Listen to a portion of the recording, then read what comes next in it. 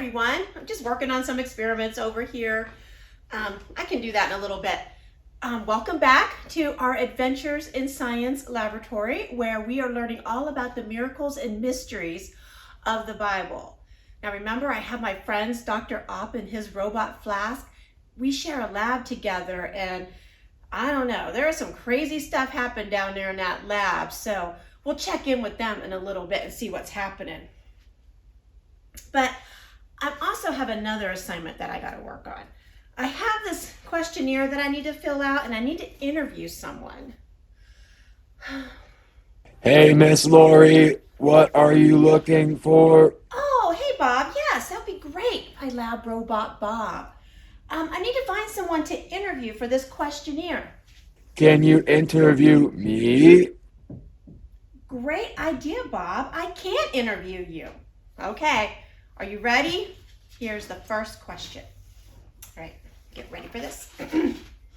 So imagine you're at the supermarket all by yourself. You see a box of cereal that's fallen off the shelf onto the floor. Now there's no one around and there's no one watching you. Do you pick up the cereal and put it back on the shelf? I think I probably won. Okay, all right, question number 2. Imagine that you got a lot of money for your birthday. At church, you decide to give some of your money during the offering. Now, when you get home, do you tell your mom about it or not? Depends if I remember or not. Okay. All right, question number 3. You accidentally break one of your brother's old toys. Now, no one saw you break it, and your brother doesn't really play with it anymore. So, do you hide it and pretend nothing happened, or do you tell your brother what you did? Definitely hide it. He would be so mad. Bob, that's not nice. Well, those are some interesting answers from Bob. And so, while some people, even some robots, might not do the right thing because they think no one sees them, it's always important that we do what's right because God sees everything that we do. And just because people don't see you doesn't mean that God doesn't see it. God knows everything we do, both the good and the bad. Now, those questions I asked Bob got me thinking. Should we only do good things if there are people to see it? Or should we do them even if there's no one around watching us? And just because we don't get caught, should we do bad things and should we do things we know are wrong? Well, you know what? God knows everything and sees everything. So there is somebody always watching us, whether we're doing good things or bad things. Now, maybe we should think about that for a little bit. God knows everything I do. In fact, that is today's main point. God knows everything. Can you guys say that with me? Ready? God knows everything. It's amazing and it's true. God does know everything about us. And He is the one that we should be trying to please. Now, it's nice that people around us see us doing good things and we get credit for things that we do. You know, that makes us feel good. But they aren't the ones that we should be trying to please. We should act in a way that pleases God. That means we should do good even if there is nobody around to see it. All right, I told you we would find out what Dr. Opp and Flask are up to today. So you ready to go? Let's go.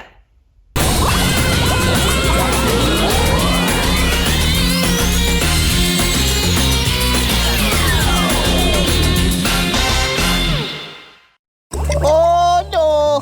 Oh no! Where is it? I have to find it right away or I will be in a lot of trouble. I must find it. Is there something you are looking for, Doctor? No! Of course not! Don't be preposterous! I'm not looking for a certain lab coat that was issued to me by the council, and if I don't find it, they'll be very angry. They might throw me out of the lab? No, of course not. There's no missing lab coats here. Now, you, go. Fix the transmorphic thingy-me-job. But, Go. Doctor, this is the time which the council has designated for us to do research. If we do not, they will know. No, that's preposterous. Of course they won't know. How will they know? The cameras that are positioned throughout the laboratory. Yes, the cameras. The cameras. I can't stand those cameras, Flask. They're always watching me. They see my every move. I must find a way to get rid of the cameras. Oh, yes, I must. But, Doctor, wouldn't it be easier just... Pause! Yes! Wonderful! Now, peace and all quiet. With all his babbling and talking and with all these cameras, it's like I have to be invisible to get any work done around here. Ooh, that's it! That's it! That's my ingenious device to win the Plutonium Award! I will make an invisibility cloak. It will be brilliant, I say, brilliant! Yes, I must contact the council immediately.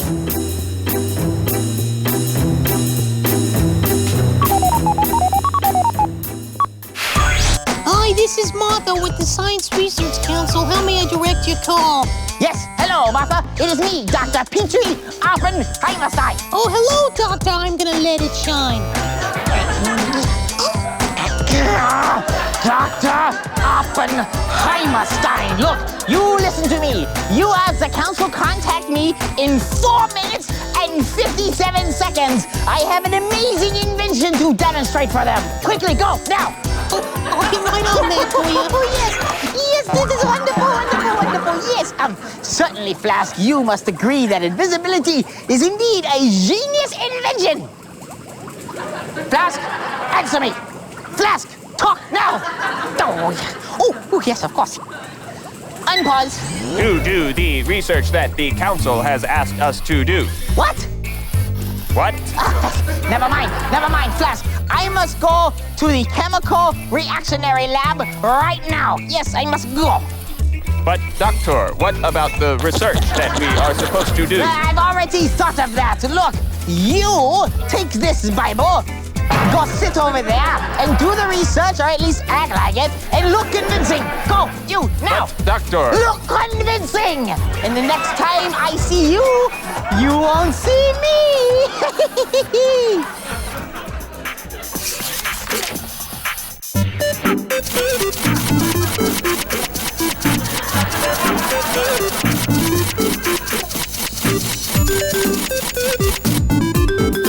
This is very interesting. I will be sure to tell Dr. Oppenheimerstein when I next see him. Object located.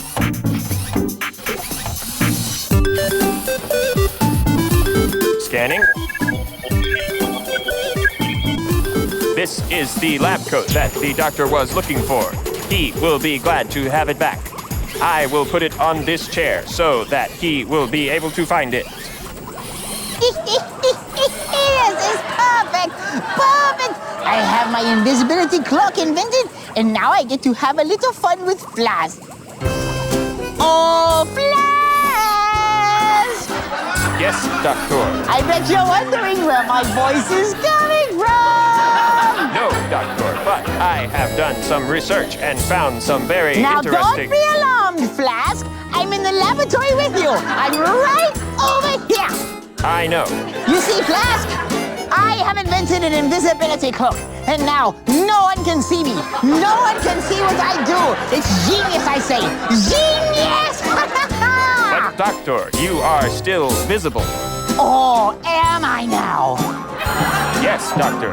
Clearly, I can see you standing there in a bedsheet. It is not a bedsheet. It is an invisibility cloak. And if you think you're so smart, I'm willing to put my genius to the test.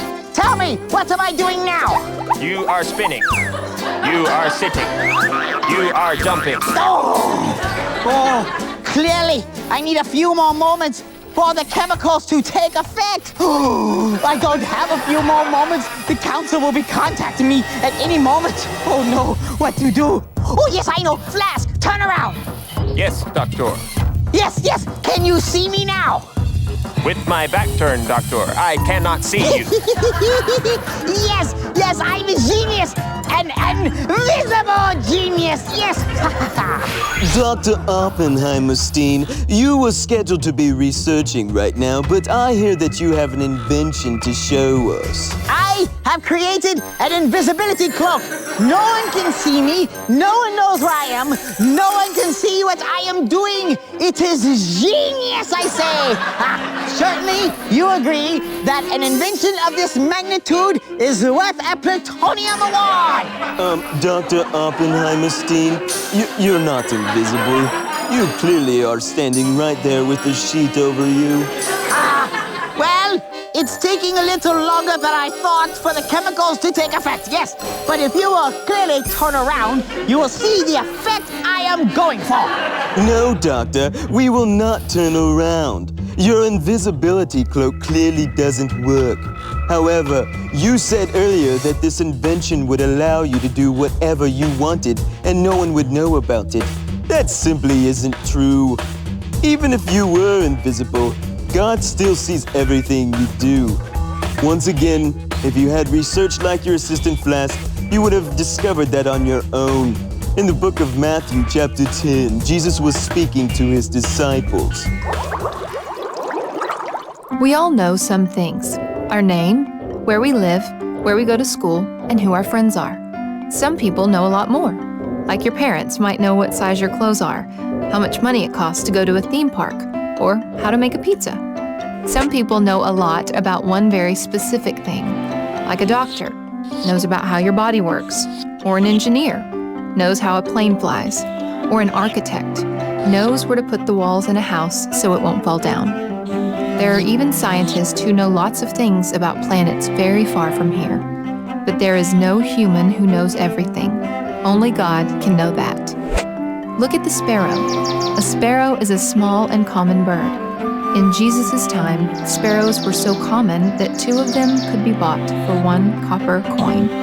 Yet Jesus said that no sparrow could fall to the ground without God knowing about it. Or imagine the hairs on your head. You can't count them and tell how many you have, but Jesus says that God knows the number of hairs that are on your head. It is important to know that God knows everything because He sees everything you do. There is nothing you can do that God doesn't know about. So the next time you do something good and you think no one knows, remember that God knows and He is very pleased. In the same way, the next time you do something wrong and think no one knows about it, remember, God knows. God is with us in good times and bad, and He knows exactly what we are going through.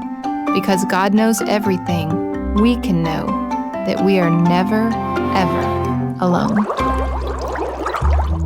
God sees everything, and that means that we should act in a way that will please Him, even if we think no one else will know about it.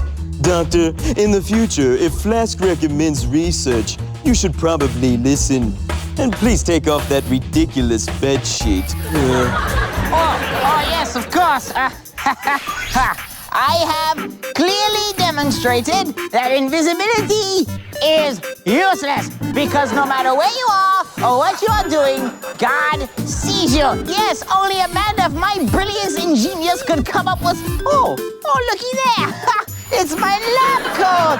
Oh, wonderful! It's been a good day, Flask. I have proved that God sees all and knows all, and I have found my lab coat. Now it is time to do the genius dance of joy!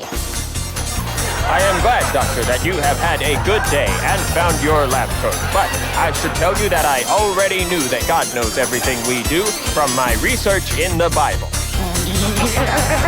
Silence!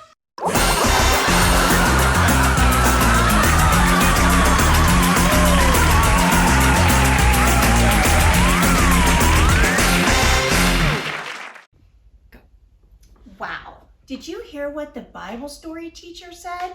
God knows so much. He even knows the number of hairs on my head. The Bible has many verses that tell us about God and how He knows everything, especially about us. And I know a really good one that I want us to use as our Bible verse today. Check it out. O Lord, You have examined my heart and know everything about me. Psalm 139:1. So, if we put it all together, because God knows everything about me and everything I do, I should always act in a way that pleases God. Even if I do something good and nobody sees it, guess what? God still sees it. It's just like when Flask found Dr. Opp's lab coat. I mean, he put it in a place where Dr. Opp would find it. He could have went around bragging about how he found it, but that's not what was important. Flask helped Dr. Opp, even though he probably wouldn't get the credit for it. So even if no one else will know, it's important that we act in a way that pleases God. Now, how do we know what pleases God? Well, when we read our Bible and we come to church, even if it's online church, and we learn all that we can about God, then we will know what pleases God. Now remember, our point today, God knows everything. Now, would you like to see what experiment I was working on? Well, this week we were supposed to do an experiment called Bubbles of Awesomeness. Well, because of the whole quarantine and staying at home, I couldn't get the special ingredients that I needed to do this experiment. So I thought, well, even if I can't do that experiment, we can still have Bubbles of Awesomeness. So I have some things here. I have some water, and I have some different containers, and I have some bath 3-in-1 bubble, shampoo, conditioner, soap, and I'm going to use a tub here for my table. I'll put the water in here. All right, so we are going to make a concentrated bubble blower using these items. And I have a washcloth here you could try, or I want to use these handy wipes. I cut this to size to kind of fit this bottle. This is a 1-liter soda bottle. I'm going to put it around the bottom. I cut the bottom off. Sorry, I forgot to tell you that part. Just cut the bottom off of here. I'm going to put my little handy wipe here. And I've used a rubber band to secure it on.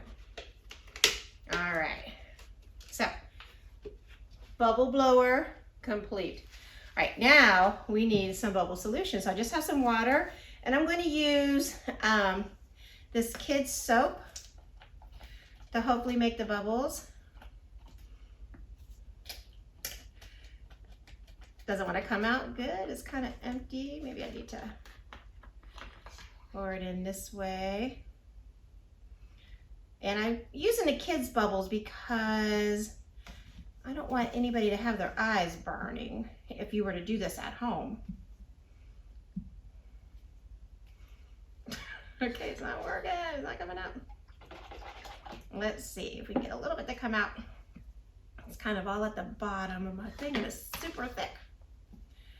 All right, so you can use some kids bubbles, or if you don't have any kids bubbles around, you can also use Dawn dishwashing. I just have some down here.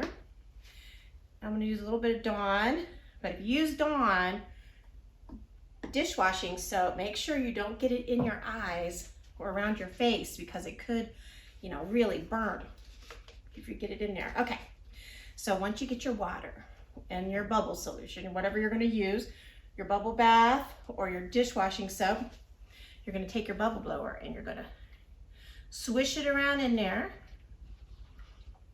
And then, are you ready for the Bubbles of Awesomeness, Miss Lori style?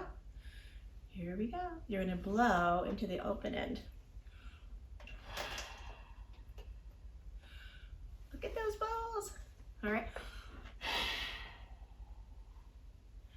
You can keep blowing and blowing. You can get more solution on there. Probably the more.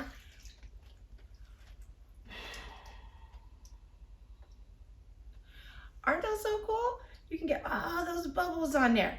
Now, here's where you can experiment at home. You can use different size bottles. There's like a water bottle. Would that make different type of bubbles? Here's a little Gatorade bottle. What would that one do? Or here's another pop bottle that I had.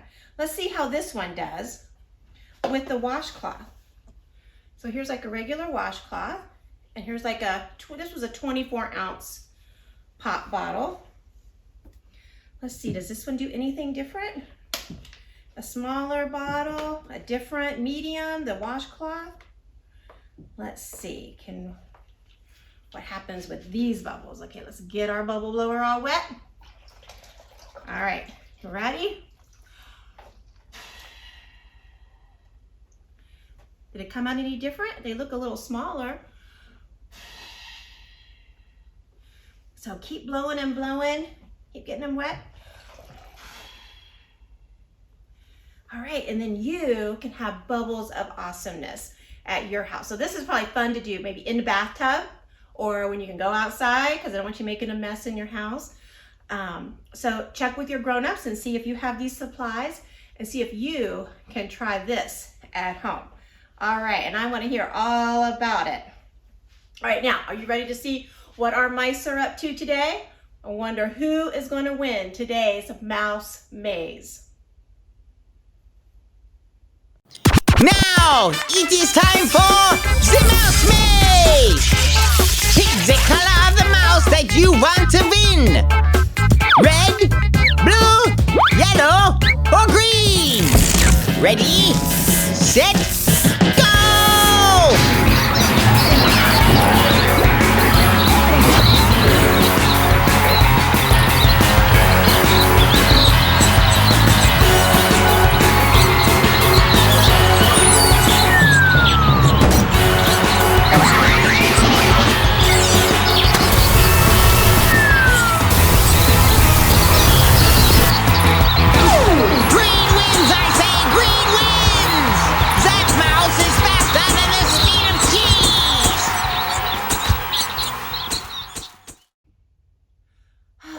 Mice, they are so silly. I hope you got the winner this week.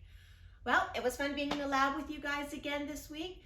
Fun to learn more about the miracles and mysteries of the Bible. I hope you'll join me next week as we learn more in our Adventures in Science lab. So until then, I love you. I miss you. Can't wait till we can all be back together. Bye.